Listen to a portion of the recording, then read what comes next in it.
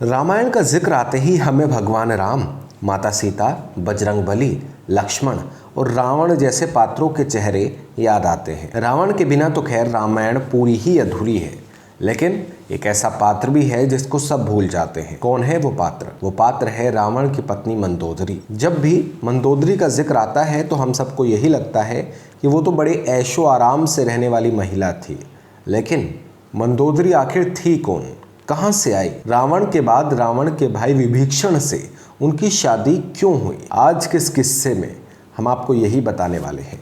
चलिए शुरू करते हैं। मंदोदरी का जन्म और उनके परिवार के बारे में एक पौराणिक कथा है। हिंदू पुराणों के अनुसार मथुरा नाम की एक राक्षसी कैलाश पर्वत पर गई।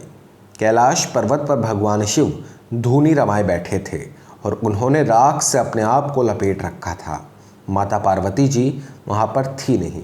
इस अवसर का फायदा उठाकर मथुरा राक्षसी उनकी तरफ आकर्षित हो गई और भगवान शिव को अपनी ओर अट्रैक्ट करने के लिए उन्होंने कई तरीके अपनाए। उनके सामने नृत्य किया, उन्हें रिझाने का प्रयास किया। ठीक उसी समय माता पार्वती वहाँ आ गई।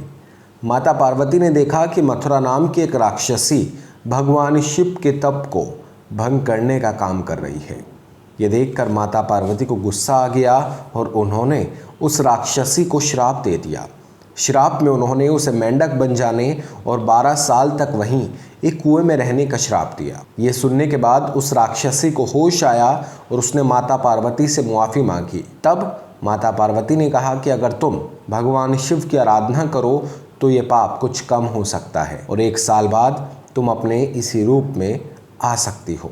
मथुरा राक्षसी ने 12 साल तक तप करना शुरू किया। असुरों के देवता मायासुर और उनकी पत्नी अप्सरा हेमा के 2 पुत्र थे, लेकिन वो चाहते थे कि उनकी एक पुत्री भी हो।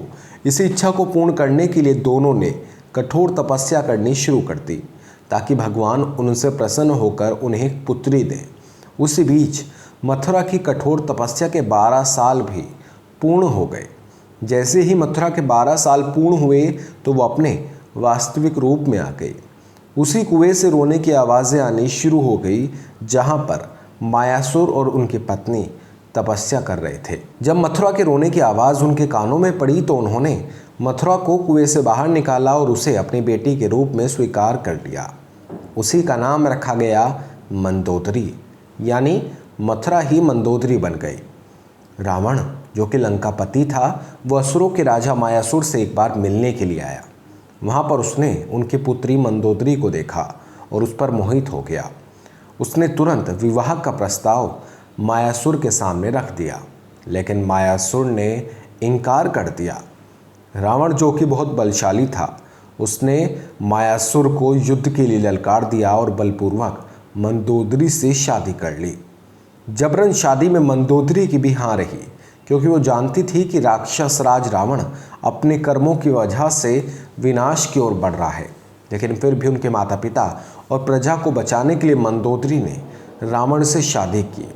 रावण से शादी के बाद जब वो लंका पहुंची तो वहां पर उन्होंने सीता के अपहरण पर रावण को बहुत समझाया कि वो माता सीता को भगवान श्री राम के हवाले कर दे, लेकिन रावण नहीं माना।